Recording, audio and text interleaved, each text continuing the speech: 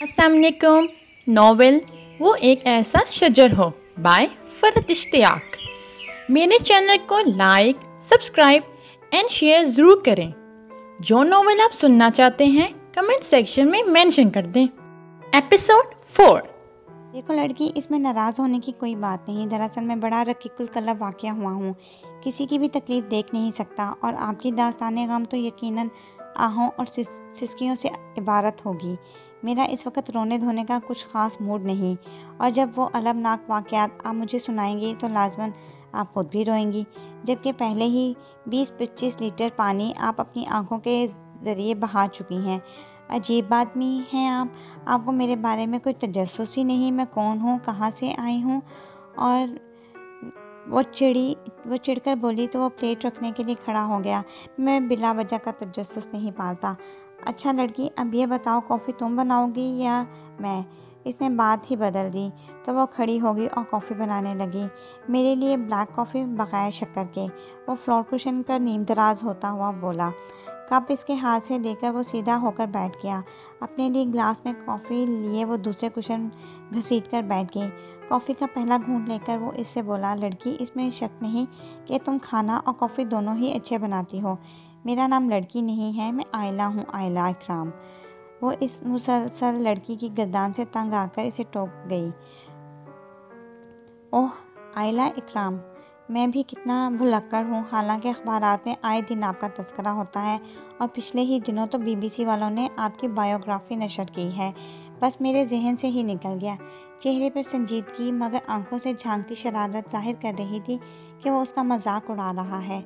आयला ने इसके बाद इसे कोई बात ना की। कॉफ़ी पीकर ग्लास उठाकर मेज़ पर जाकर रखा और वापस कारपेट पर आकर बैठ गई। वो जैसे इसकी खामोशी को भी इंजॉय कर रहा था। मेरा ख्याल है अब सो जाना चाहिए, वो खड़ा होता हुआ जमाई रोककर बोला। फिर इसके जवाब का इंतज़ार किए बगैर वो बेड पर लेट गया और हाथ बढ़ाकर लाइट भी बंद कर दी। एमरजेंसी लाइट, जिसको शायद रिचार्जिंग की शदीद ज़रूरत थी। इसकी मध्यम सी रोशनी गुल हुई तो चारों तरफ घुप अंधेरा हो गया। इसने कोई चीज़ इसकी तरफ उछाली और बोला, ये ले लो। वो जो अभी तक वैसी ही बैठी थी, हाथ लगाकर छूकर देखा तो पता चला कि इसने कंबल इसकी तरफ फेंका है। दिन में तो मौसम ठीक ठाक था, मगर रात को बड़ी शदीद किस्म की सर्दी हो जाती है। कल रात भी सारा वक्त सर्दी से ठिठुरती रही थी। पहले तो इसने तकल्लुफ़ के मारे इनकार करना चाहा, फिर ख्याल आया ये तकल्लुफ़ इसे ठंड में मार डालेगा। लिहाजा आराम से फ्लोर कुशन पर दराज होकर इसने कंबल अपने गिर्द अच्छी तरह से लपेट लिया। इसके कंबल से बड़ी प्यारी और सांसों को मुअत्तर कर देने वाली खुशबू आ रही थी। पता नहीं कौन सा परफ्यूम इस्तेमाल करता था, मगर इसकी खुशबू लाजवाब थी। वो इस खुशबू को पूरी शिद्दतों के साथ महसूस करते हुए आंखें बंद करके सोने की कोशिश करने लगी तो इसकी आवाज़ आई, मैं तुम्हें कल सुबह ही छोड़ आता, अपने दोस्तों से लगाई हुई शर्त और शिकस्त को भूलकर। मगर यहाँ मसला है कि इसका शिकार अब सिर्फ मेरी ज़िद का मसला नहीं, बल्कि कई इंसानी जानों के तहफ़्फ़ुज़ का भी सवाल है। हम लोग तो सिर्फ इसकी फुर्ती और चालाकी का सुनकर इसका शिकार करने चले आए थे। इसकी अय्यारी और मक्कारी से तंग आकर मेरे दोस्तों ने सरेंडर कर दिया और यहाँ से चले गए, मगर मैं कभी हार का लफ्ज़ नहीं सुना। मुझे नफ़रत है हारने से। चुनाचा इनके जाने के बावजूद अपने मिशन पर डटा रहा। यहाँ पास के गांव जाने का इत्तफ़ाक हुआ तो पता चला कि 2 बच्चे और एक औरत अब तक इसका लुक़मा बन चुके हैं। वो गांव के लोगों के लिए शदीद किस्म का ख़तरा बना हुआ है, लिहाजा इसका ख़त्म किया जाना इंतहाई ज़रूरी है। उस रोज़ वो मेरे शिकंजे में आ ही गया कि तुमने चीख कर मामला बिगाड़ दिया। अब भी तमाम दिन मैं उसकी तलाश में मारा फिरा, मगर सिवाय मायूसी के कुछ हाथ ना आया। उम्मीद है तुम मेरी बात समझ गई होगी। आयला जवाब में खामोश लेटी रही तो बोला, कुछ तो फरमाइए आंसा आयला इकराम साहिबा। इसके नाम पर खासा जोर डालते हुए वो बोला, मैंने आपकी तमाम तकरीर बगौर सुन ली है मोहतरम हारून वकार अहमद साहब। वो अपने मखसूस चिड़चिड़ेपन से बोली तो वो हंस पड़ा। घुप अंधेरे में इसकी शक्ल तो नज़र नहीं आई, लेकिन हंसी ही सुनाई दे रही थी। बहुत खूब। वैसे तुमने मेरा नाम कहाँ से मालूम किया? टाइम से अपनी ताज़ा तरीन अशात में आपका तफसीली इंटरव्यू शाया किया था। बस वहीं से मैंने मालूमात के ये अनमोल ख़जाने जमा किए हैं। उसे उधार रखने का कोई ख़ास शौक़ ना था, इसलिए बड़ी बेनियाजी से जवाब देती इसे चिढ़ाने की कोशिश की तो वो बेसाख्ता बोला, तुमने पढ़ा था मेरा इंटरव्यू? तब भी मैं कहूँ तुम मुझसे इतनी इम्प्रेस क्यों रहती हो? वो बड़ी संजीदगी से बोला और वो अपना वार खाली जाता देखकर चिढ़ गई। वैसे न चिढ़ी, आपस की बात है। टाइम्स वालों ने तो पता नहीं मेरे बारे में कुछ छापा था या नहीं, मगर तुम कभी सिडनी आओ तो देखो, वहाँ पूरे ऑस्ट्रेलिया में मैं कितना मारूफ और मशहूर हूँ। वहाँ के मुकामी मैगज़ीन में अक्सर मेरे कॉलम और इंटरव्यूज़ छपते हैं। टीवी के बहुत से प्रोग्राम्स की कंपेयरिंग करता हूँ। बड़ा पॉपुलर हूँ मैं वहाँ। पब्लिक फिगर जिसके गिर्द लोगों का हजूम रहता है, वो अपनी कसीदा ख्वानी में लगा हुआ था। आपको अपने मुँह मियाँ मिट्ठू बनने का कुछ ज़्यादा ही शौक़ है। वो इसकी अपनी तारीफ़ों पर कुछ चिढ़ कर बोली। आयला खातून, ये मियाँ मिट्ठू बनना नहीं कहलाता, बल्कि इसे खुदशनासी और अपने ऊपर कॉन्फिडेंस कहा जाता है। वो इसे समझाने लगा। सिर्फ आयला हूँ मैं। वो फिर चिढ़ गई। बाय द वे, इसे खुदशनासी नहीं खुद पसंदी कहा जाता है। शब्बा खैर। अपनी बात ख़त्म करके उसने करवट दूसरी तरफ कर ली तो वो बोला, सिर्फ आयला अगर ये खुद पसंदी ही है तब भी कुछ गलत नहीं। शब्बा खैर। अंधेरा इतना था कि अगर वो ना तो इसकी चेहरे के तासुरात देख सकती थी और ना ही पता चल सकता था कि वो उसकी तरफ मुँह किए हुए लेटा है या दूसरी तरफ। आज दिन भर के तमाम वाक़यात सोचते सोचते उसे पता नहीं कब नींद आ गई। इसकी आँख खुली तो वो चूल्हे के पास खड़ा चाय पी रहा था। वही मेज़ पर उसने मोमबत्ती जलाकर रखी हुई थी। वो यूं ही लेटे हुए गर्दन मोड़कर इसे देखने लगी, जो स्लाइस और चाय जल्दी जल्दी हलक से नीचे उतार रहा था। गीले बिखरे हुए बाल बता रहे थे कि वो सुबह सुबह नहाने गया है। घड़ी आज भी कल की तरह सुबह के 3:45 बजा रही थी। हल्के नीले रंग की घिसी हुई जीन के ऊपर इसने हाफ स्लीव्स की टी शर्ट पहनी हुई थी। इसे अपनी तरफ देखता पाया तो मुस्कुराकर बोला, सो जाओ, अभी बहुत सुबह है। वो जवाब में खामोशी से पड़ी रही। चाय का कप वहीं रखकर वो अपने बैग में से राइफ़ल और रिवॉल्वर वगैरह निकालने लगा। इसके बाद शूज़ पहने, घड़ी बांधी और जैकेट पहनकर बाहर निकलने लगा तो वो उठकर बैठ गई और बोली, अगर वो एक हफ्ते तक आपके काबू में ना आया तो आप एक हफ्ते भर यहीं रहेंगे? एक हफ्ता तो क्या, मैं तो अगर वो साल भर हाथ ना आया तो पूरा साल यहाँ गुजार दूँगा। और जवाब देता बाहर जाने लगा तो वो परेशान सी होकर बोली, कुछ मेरे हाल पर रहम फरमाइए। मेरा क्या होगा? तुम्हारा क्या होगा? रहना यहाँ आराम से, मुझे मज़े मज़े के खाने पका कर खिलाना और सवाबे दारैन हासिल करना। अच्छा, बाकी बातें वापसी पर होंगी। खुदा हाफिज़। वो इसके परेशान हाल चेहरे पर तफसीली निगाह डालता बाहर निकल गया। इसके जाने के बाद नींद तो क्या आनी थी, जब तक वो होता तहफ़्फ़ुज़ का एक अजीब सा एहसास उसे अपनी लपेट में लिए रखता। इसके जाते ही वो एहसास ख़त्म हो जाता। वज़ू करके नमाज़ पढ़ी, नाश्ता किया, सारा फैलावा समेटा और कारपेट पर बैठकर वक्त गुजारने की कोशिश करने लगी। कितना गंदा हुलिया हो रहा है मेरा। काश कोई कपड़े होते तो मैं बदल लेती। इसकी नफासत पसंद तबीयत पर अपना ये मैला कुचैला हुलिया बड़ा गरा गुजर रहा था। धूल और मिट्टी में अटे 3 दिन के पहने हुए कपड़े। अचानक इसके जहन में ख्याल आया। वो फ़ौरन खड़ी हो गई। इसे क्या पता चलेगा, वो तो शाम को आएगा, तब तक तो मेरे कपड़े सूख भी गए होंगे और मैं अपने इस हुलिये में नज़र आऊँगी। अपने आप को समझाती वो अपने लिए शजरे ममनुआ बकिया दोनों बैग्स की तरफ बढ़ी। पहले वाले बैग में से इसे रिवॉल्वर्स, कारतूस, खंजर, कैमरा और शिकार से मुतल्लिक दूसरा सामान रखा था। दूसरे बैग में कपड़े रखे देखकर वो एक्साइटेड हो गई। कपड़े इस तरह निकालने हैं कि इसे पता न चले कि कोई इसके बैग में घुसा था। बड़ी एहतियात से इसने सबसे ऊपर रखी हुई ग्रे कलर की जीन्स और डार्क ब्लू शर्ट निकाली। वहीं कपड़ों के पास इसने शैम्पू और साबुन भी रखा हुआ था, वो भी निकाल लिया और झील की तरफ आ गई। खूब अच्छी तरह घुटनों तक रगड़ कर पैर धोए, कोहनियों तक हाथ धोए, 2 मरतबा बालों में शैम्पू किया। कहाँ वो रोज़ नहाने वाली और कहाँ ये हाल खूब अच्छी तरह मुंह हाथ धोकर वो अपने वापस खैमे में आई। कपड़े बदले, इसके ब्रश से बालों को सुलझाया, वापस झील जाकर जल्दी से इसी साबुन से अपने कपड़े धोए, कपड़ों को खूब अच्छी तरह निचोड़ा ताकि जल्द सूख जाएं, और वहीं खैमे के पास एक बड़े से पत्थर के ऊपर खूब फैलाकर कपड़े डाल दिए। धूप खासी तेज़ है, अभी आधा एक घंटा कपड़े सूख जाएंगे, इसने खुद को तसल्ली दी। वो खैमे में आकर बैठ गई और कपड़े सूखने का इंतज़ार करने लगी। लाख वो यहाँ मौजूद नहीं, मगर इसकी इजाज़त के बगैर इसकी चीज़ें इस्तेमाल करने और कपड़े पहनने पर वो खुद को चोर सा महसूस कर रही थी। ऐन इसी वक्त जीप के रुकने की आवाज़ सुनाई दी तो इसके ऊपर का सांस ऊपर और नीचे का नीचे रह गया। इसका दिल चाहा वो कहीं छुप जाए या गायब हो जाए। इसे भी आज ही इतनी जल्दी वापस आना था। वो एकदम खड़ी होकर जैसे अपने छुपने के लिए कोई जगह तलाश करने लगी। इसी वक्त वो अंदर दाखिल हुआ। फितरी सी बात थी, इस छोटे से खैमे में इसकी सबसे पहले नज़र उसी पे पड़ी, जबकि वो बिल्कुल उसी के सामने ही खड़ी थी। उस 6 फुट से भी कुछ निकलते हुए कद के मालिक मजबूत और तवाना मर्द के कपड़े इस धान पान से वजूद पर कैसे समा सकते थे। जीन्स के पैंचों को पता नहीं कितनी दफ़ा फोल्ड करके अपने नाप का बनाया। शर्ट के कंधे पता नहीं कहाँ पहुँचे हुए थे। हाफ स्लीव्स फुल स्लीव्स मालूम हो रही थी और टी शर्ट की लंबाई घुटनों के करीब करीब थी। वो इतनी बुरी तरह अब तक की ज़िंदगी में कभी शर्मिंदा ना हुई थी जितना आज हो रही थी। अंदर घुसते ही उसने बड़ी हैरानी से उसकी तरफ देखा, जो शर्मिंदगी से सर झुकाए खामोशी से खड़ी थी। इसमें तो इतनी सख्त भी नहीं थी कि इस एक तरफ एक नज़र ही उठाकर देख लेती। वो इसे नज़रअंदाज करता हुआ आगे बढ़ा और बैग से अपना रिवॉल्वर और कुछ दूसरा सामान निकालने लगा।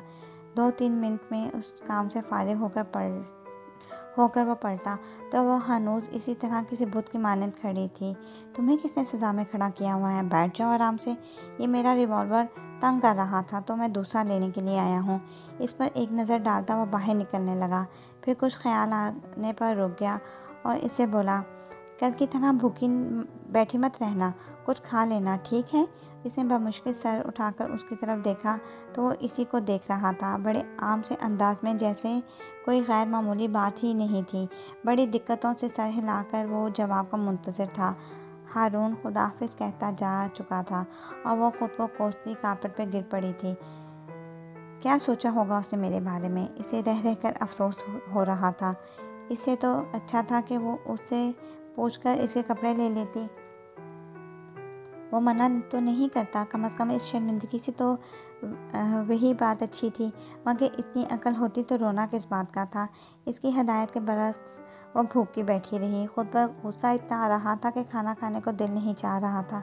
इसके कपड़े सूख गए तो इसने जल्दी से इसके कपड़े ऐसे उतारे जैसे बहुत बड़ा गुनाह कर रही थी। अपना रेड और ब्लैक प्रिंटेड कॉटन का सूट पहनकर उसकी जान में जान आई। इसके कपड़े अगरचा आयला ने थोड़ी देर ही पहने थे, मगर इखलाक का तकाजा ये था कि इन्हें धोकर रखा जाए। इसके कपड़े धोकर सुखाए और फिर इसी तरह तय करके इन्हें बैग में रख दिया। आज का दिन तमाम इसी मसरूफियत की नज़र हो गया। कभी एक जोड़ा धुल रहा है तो कभी दूसरा सूख रहा है। इस काम से फारिग हुई तो सुकून का सांस लिया, जैसे किसी मुसीबत से छुटकारा मिल गया हो। कपड़ों के मसलों से निजात मिली तो इसकी बेतवज्जगी की शिकायत करते बालों को आखिरकार किस्मत जाग गई। बालों को सलीके से बैंड में जकड़ा और कारपेट पर खामोशी से बैठ गई। 6 बजे के करीब इसकी वापसी हुई तो वो अभी तक इसी तरह बैठी हुई थी। अंदर आते ही इसकी बड़ी भरपूर नज़रों से इसका जायज़ा लिया। आयला ने सर उठाकर इसकी तरफ देखा तो वह बड़ी गहरी निगाहों से इसी को देख रहा था। निगाहों का जाविया बदलते हुए वो इससे बोला, क्या हाल चाल है? सिर्फ आयला, आपके आज का दिन कैसा गुजरा? वो इसकी बात पर अपने मखसूस अंदाज में चिढ़कर कुछ भी ना बोली, वैसे ही चुप रही।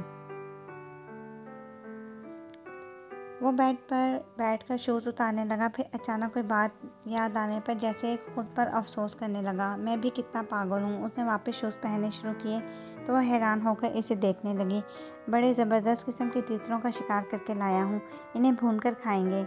मैंने सोचा तुम कुकिंग में एक्सपर्ट हो तुमसे पूछ लूँ, इन्हें तैयार करने के लिए किसी और चीज़ की ज़रूरत तो नहीं? यहाँ पास ही एक छोटा सा देहात है। वैसे तो वहाँ किसी किस्म की सहूलत मुयसर नहीं, मगर खाने पीने का सामान मिल जाता है। अपनी बात को ख़त्म करके वो सवालिया नज़रों से उसे देख रहा था। आयला ने 2-4 चीज़ों के नाम बताए तो वो मैं अभी आधे 1 घंटे तक आता हूँ कहकर चला गया। वापस आया और चीज़ें इसके हाथ में पकड़ाकर खुद दोबारा बाहर निकल गया। तो वो भी इसके पीछे आई। सामने ही बैठा वो बड़े माहिराना अंदाज में अपने खंजर से तीतरों का तिया पांचा कर रहा था। इसे देखकर बोला, अंदर से कोई बर्तन ले आओ ताकि इन्हें धोया जा सके। उसने हुक्म की तामीर की।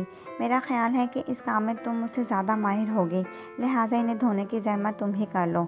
इसने बर्तन इसे पकड़ाया तो वह खामोशी से झील की तरफ जाने लगी। इसे ये कहने की हिम्मत नहीं हो रही थी कि रात के वक्त वहाँ जाते हुए मुझे डर लग रहा है। वह यकीनन मजाक उड़ाता कि वो 2 कदम के फासले पर जाने से डर रही है और दिन में वो इस जगह कितनी दफ़ा आई थी, मगर अब अजीब सा खौफ महसूस हो रहा था। पीछे मुड़कर देखा तो वो शायद अंदर खैमे में चला गया था। इसका खौफ दो चंद हो गया। इसकी मौजूदगी से जो थोड़ी बहुत ढारस थी वो भी जाती रही। वहाँ कहाँ देख रही हो, मैं यहाँ हूँ। अपने बिल्कुल करीब इसकी सरगोशी सुनाई दी तो वो खौफ से चीख पड़ी। आइंदा अगर तुम मेरे सामने चीखी ना तो मैं तुम्हारा गला दबा दूंगा। वो इसे धमकी देने लगा। आप कहाँ से आ गए? मैंने आपको आता देखा ही नहीं। वो अभी तक हैरान थी। इन्हीं पत्थरों पर चलकर आया हूँ कि आपके घर के रास्ते में कोई कहकशां नहीं है। आपको डरने से फुर्सत मिलती तो कहीं और देखती। वो बड़े आराम से शेर का बेमहल इस्तेमाल करके मुस्कुराया। मुझे पता था डर के मारे तुम्हारी हालत ख़राब है, इसीलिए आ गया। अब जल्दी से कुछ हाथ भी चलाओ, भूख लग रही है। इसकी बात पर वो तेज़ रफ्तारी से काम करने लगी, जबकि वो इसके बराबर में बैठकर कंकड़ उठाकर झील में फेंकता रहा। धुलाई का काम तमाम हुआ तो वो वापस खैमे में आ गए। आयला ने जल्दी से तीतरों पर मसाला लगाना शुरू कर दिया। वो पता नहीं दोबारा कहाँ चला गया था। आधे घंटे बाद वो वापस आया तो फारिग बैठी इसका इंतज़ार कर रही थी। आप कहाँ चले गए थे? इसने बेसाख्ता बड़ी फिक्रमंदी से पूछा तो वो पता नहीं किस बात पर हंस पड़ा। अपनी बात के जवाब में वो इसी की हंसी आयला को सख्त जहर लगी। ऐसा मैंने कौन सा लतीफ़ा सुना दिया जो मौसूफ को इतनी हंसी आ रही है? वो इसके नाराज़ चेहरे का एक तफसीली नज़र डालता हुआ बोला। एक मर्तबा अपने एक इंडियन दोस्त के इसरार पर कि हमारे यहाँ की फ़िल्में बहुत ज़बरदस्त होती हैं, मैंने एक इंडियन मूवी देखी थी, ज़िंदगी में पहली और आखिरी दफ़ा। वो दोबारा कुछ सोचकर हंस पड़ा, फिर इसके सामने ही कारपेट पर बैठा हुआ बोला, इस फिल्म में होता कुछ यूँ है कि हीरो और हीरोइन एक दूसरे से बड़ी शदीद मोहब्बत करते हैं, मगर जालिम समाज के इनके रास्ते में रोड़े अटका देता है। आखिरकार तंग आकर दोनों अपने अपने घर छोड़ देते हैं और एक वीरान बियाबान मगर बेहद हसीन और पुरफ़िज़ा जंगल में आ जाते हैं। अब क्योंकि वो हीरो हीरोइन होते हैं और डायरेक्टर इन पर बेहद मेहरबान होता है, इसलिए हालात इनके हक़ में होते हैं। हीरो साहब जो कॉलेज में ला पढ़ रहे थे, अचानक एक बेहतरीन आर्किटेक्ट बन जाते हैं और दरख्तों की लकड़ियाँ काटकर नहायत शानदार सा घर तामीर करते हैं। इस बारे में डायरेक्टर और प्रोड्यूसर समेत सब खामोश हैं कि वो बिल्डिंग मटेरियल इन्हें कहाँ से दस्तयाब होता है। खैर जनाब घर बन गया और दोनों ने वहाँ रहना शुरू कर दिया। हीरो साहब सुबह सवेरे जंगल में लकड़ियाँ काटने चले जाते हैं और हीरोइन बेचारी इनके इंतज़ार में एक आध गमगीन सा गाना गाती, इनके लिए मज़े के पकवान तैयार करती। और इस बारे में भी तमाम मुतल्लका अफराद खामोश हैं कि खाने पीने का सामान मुहैया कहाँ से होता है। भाई कहीं ना कहीं से तो आ ही जाता होगा। हम आपको उन होते हैं एतराज़ करने वाले। इस वक्त मैं अपने दोस्त से कहा कि इतनी बेतुकी और फजूल फिल्में इसी को मुबारक हों, जिनमें कोई सर है ना पैर है, एक जंगल में खुश खुरम रह रहे हैं, बाकी ना कोई बंदा है ना बंदे की ज़ात। इसने अपनी बात मुकम्मल की तो आयला को अपना चेहरा तपता हुआ महसूस हुआ। वो इतना आउटस्पोकन होगा इसका उसको वहमो गुमान भी नहीं था। गोश्त तो मैरिनेट हो गया था, क्या चूल्हे पर ही तल लूँ? वो इसके सामने से खड़ी होती हुई बोली तो वो इसके बाद बदल देने पर हंस पड़ा और ख़ुद भी खड़ा होता हुआ बोला, तुम इन फिल्मों की इस किस्म की बातों पर यकीन रखती हो? मैं फ़िल्में नहीं देखती वो इसकी तरफ देखे बगैर आगे बढ़ गई और ख्वामख्वाह तीतरों को उलटने पलटने लगी। अभी जब तुम यहाँ बैठी मेरा इंतज़ार कर रही थी, मुझे बरसों पहले देखी वो फ़िल्म अचानक से याद आ गई। वो भी इसके पास ही आकर खड़ा हो गया। मैं आपका इंतज़ार नहीं कर रही थी। वो बुरी तरह चिढ़ गई। हद होती है खुशफहमी की भी। वो इसकी बात पर हंस पड़ा और बोला, तुम्हें नहीं लगता कि हम दोनों घर से भागे हुए उन फिल्मी हीरो हीरोइन की तरह रह रहे हैं? वो इसकी बात पर जलकर बोली, लगता है आज आप बहुत खुश हैं। अरे तुम्हें कैसे पता चला? वह हैरान हुआ। वो इसकी हैरत नज़रअंदाज करके संजीदगी से बोली, आमतौर पर लोग बेतहाशा खुश होकर फजूल और बेतुकी बातें करने लग जाते हैं, इसलिए बात का बुरा मनाए बगैर बदस्तूर मुस्कुराता हुआ बोला, तुम्हारा ख्याल बिल्कुल दुरुस्त है। अब जल्दी से अपनी जहानत कन्फर्म करवाओ। ये बताकर कि मैं इतना खुश किस बात पर हूँ। आपकी खुशी का दायरा तो ग़ालिबन इन चीतों और शेरों तक ही महदूद है। चुनाचा इन्हीं से मुतल्लिक कोई बात होगी। वो इसकी तरफ देखते हुए बोली, मान गए भी तुम्हारी जहानत को।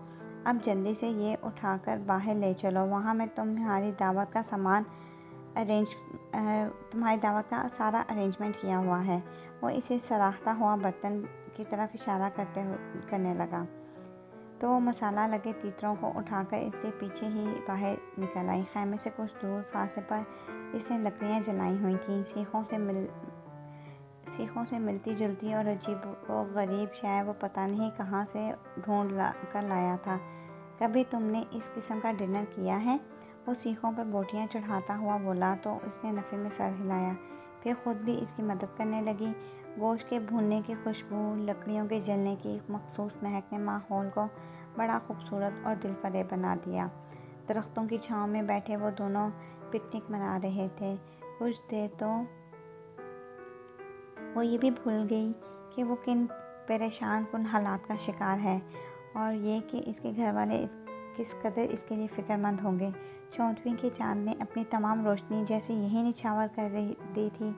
माहौल का असर था या तीतर वाकई ही बहुत मज़ेदार थे, वो फैसला नहीं कर पा रही थी और बोली, इतना शानदार डिनर मैंने इससे पहले कभी नहीं किया। ये डिनर तो मुझे सारी ज़िंदगी याद रहेगा।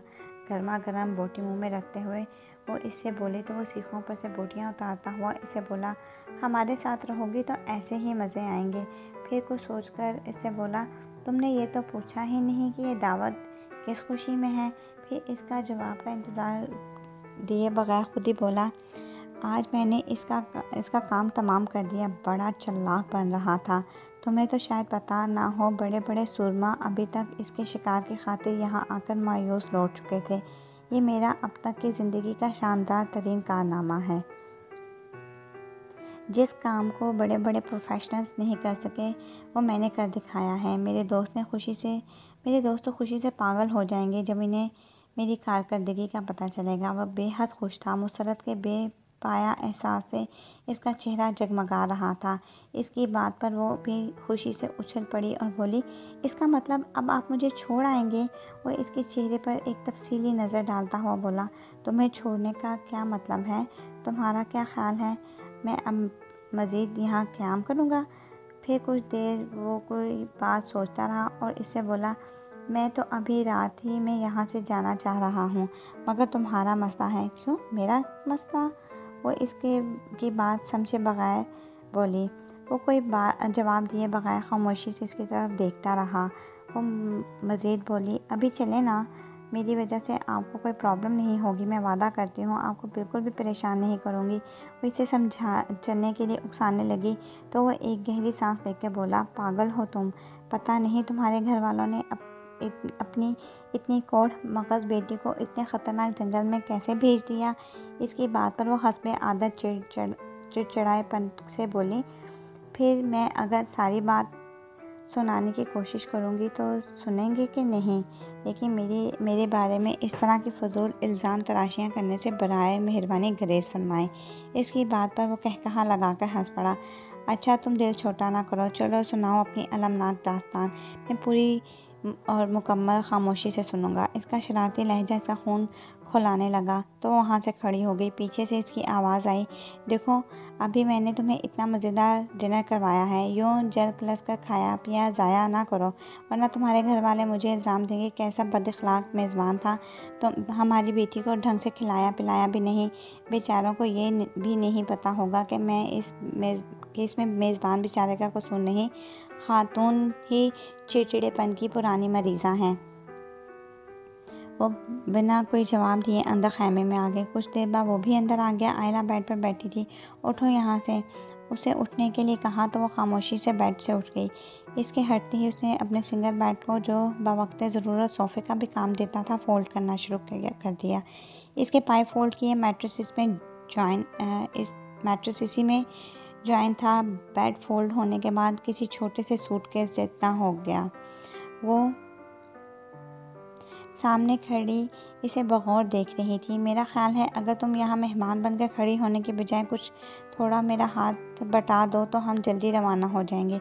कुर्सी फोल्ड करता वो बोला तो आयला किचन की तरफ गई और बर्तन वगैरह समेटने लगी। खाने पीने का तमाम सामान और बर्तन उसने बैग में बंद कर दिए और टेबल के पास आके इसकी किताबें और दूसरा सामान उठाती इसे पूछने लगी, ये चीज़ें कहाँ रखूँ? ये सामने वाले बैग में डाल दो। इसने काम के दौरान जवाब देने की फुर्सत निकाली। वहाँ मौजूद सारा ही सामान पोर्टेबल था, इसलिए हर चीज़ छोटे साइज़ में कन्वर्ट हो गई। वो चीज़ें उठाकर जीप में रखकर आने लगा। तीसरा चक्कर लगाकर वापस आया तो वो हाथ में इसकी जैकेट और शर्ट लिए खड़ी थी। क्या हुआ? इसे यूँ खड़ा देखकर वो बोला तो इसने कहा, जवाब देने के बजाय दोनों चीज़ें इसकी तरफ बढ़ा दी। ये रख लें। इसे खामोशी से खड़ा देखकर वो बोली, तुम खुद ही रख दो। उसने बेनियाजी से जवाब दिया तो वो कुछ झिझकती इसके बैग में दोनों चीज़ें रखने लगी। तमाम चीज़ें रखती गई थी। वो अब आखिर में खैमा उखाड़ रहा था। आयला बाहर आकर खड़ी हो गई। सामने मौजूद इस घने और ऊंचे दरख्त को देखकर वो इसकी तरफ आ गई। वो खैमा उखाड़कर जीप पर रख चुका तो इसकी तलाश में नज़रें दौड़ाईं। वो सामने दरख्त के पास खड़ी पता नहीं क्या कर रही थी। हारून इसके पास चला आया। इसकी आमद से बेखबर दरख्त पर अपना नाम खोद रही थी। तुम्हारा क्या दोबारा भी यहाँ आने का इरादा है? वो इसकी पुष्ट पर खड़ा पूछ रहा था। पता नहीं, लेकिन मेरा दिल चाह रहा है कि बहुत सालों बाद जब कोई यहाँ से गुजरे तो इस दरख्त पर मेरा नाम देखकर एक लम्हे को मेरे बारे में सोचे ज़रूर।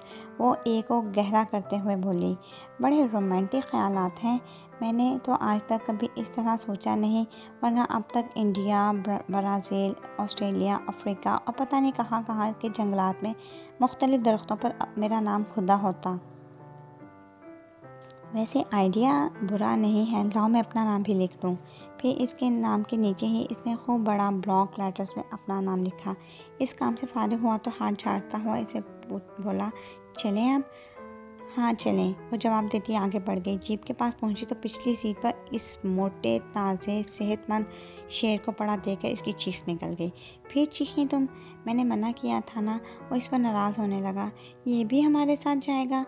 वो इसके साथ सफ़र नहीं कर सकती।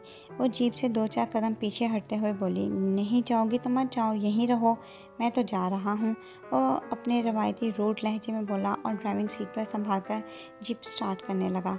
आप मुझे छोड़ के चले जाएंगे, वो भी इस मनहूस की खातिर? वो वहीं खड़े खड़े चिल्लाई। नज़रें बदस्तूर उसी मनहूस पर थीं जो अपने लहीम और सकीम वजूद समेत पिछली तरफ पड़ा हुआ था।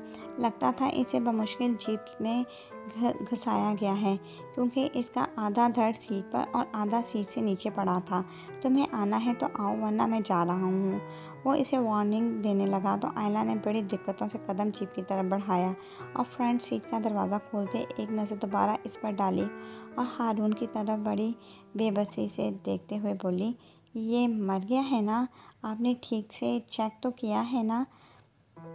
कहीं ऐसा ना हो ये मक्कारी कर रहा हो। जीप का दरवाज़ा पकड़े वो बाकायदा थर थर काँप रही थी। वो जैसे जिच हो गया। अपने गुस्से को दबाता बड़ी मुश्किलों से नरम आवाज़ में बोला, आयला क्यों टाइम ज़ाया कर रही हो? जल्दी बैठो।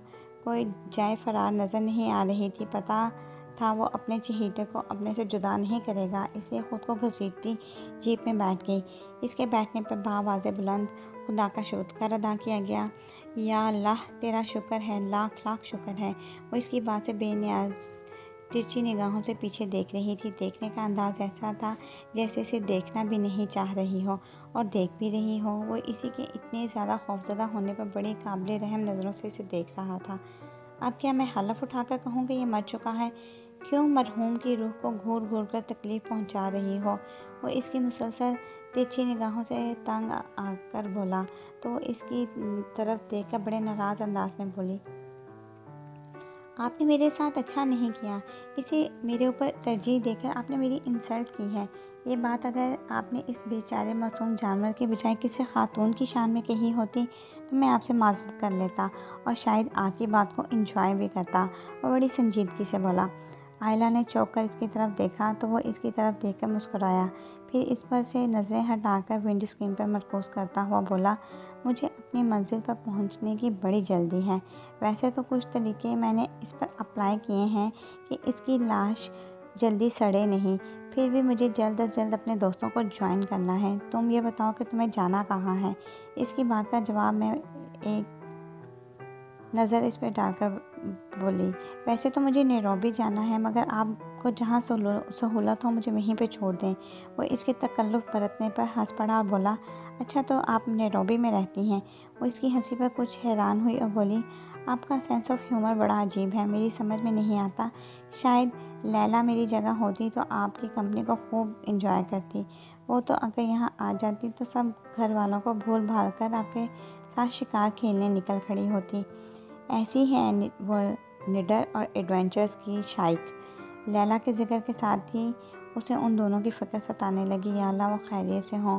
वह बग़ौर इसके उदास और फ़िक्रमंद चेहरे की तरफ देखने लगा। इसके पल पल बदलते मूड्स के तमाम असरार और रमूज़ इसके अच्छी तरह वज़ा थे, इसलिए इसका मूड बदलने की खातिर बोला, इतनी अच्छी और अच्छी खूबियों की मालिक लड़की से आपका क्या ताल्लुक़? आपकी दोस्तें तो आपकी तरह बेवकूफ़ और बुज़दिल होंगी। अपने बारे में कमेंट्स का बुरा मनाए बगैर वो इसे लैला के बारे में बताने लगी। वो अभी अगर यहाँ होती तो इस शेर के ऊपर पाँव रखकर सबसे पहले तो अपनी तस्वीर खिंचवाती, फिर हाथ फेर के इसका तफसीली जायज़ा लेती। वो किसी चीज़ से नहीं डरती। बड़े बुलंद इरादे हैं इसके। वैसे तो वो खलाबाज बनना चाहती थी, इसका ये शौक मगर चिच्ची जान थोड़ी वो अपनी कामयाब कोशिश पर मुस्कुराता हुआ बोला, कहाँ पाई जाती हैं ये लैला? असूलन तो इसे किसी जंगल में ही पाया जाना चाहिए। वैसे इस लैला को अब तक अपना कैस मिल चुका है या नहीं? मुझे तो सिर्फ सुनकर ही इन खातून से मिलने का शदीद शौक़ पैदा हो गया है। वो बर्जस्ता बोल पड़ी, मुँह धो रखिए, उसका निकाह हो चुका है। इसके जवाब पर वो बेसाख्ता हंस पड़ा और लहजे में थोड़ा सा अफसोस शामिल करता हुआ बोला, अफसोस, मैं लेट हो गया। कुछ देर दोनों की तरफ से खामोशी छाई रही। बातों में लगकर इसका ध्यान पीछे पड़े शेर से हट चुका था और वो इसकी तरफ एक सरसरी सी नज़र डालकर बोला, नींद आ रही है तो सो जाओ। अपने लिए इसके लहजे में मौजूद खलूस उसका दिल खुश हो गया। नहीं, अभी तो नींद नहीं आ रही। इसकी बात का जवाब देकर वो एक आध सेकंड की खामोशी के बाद इससे मुखातिब हुई, आपके घर वाले आपको इतने ख़तरनाक कामों में घुसने की इजाज़त कैसे देते हैं?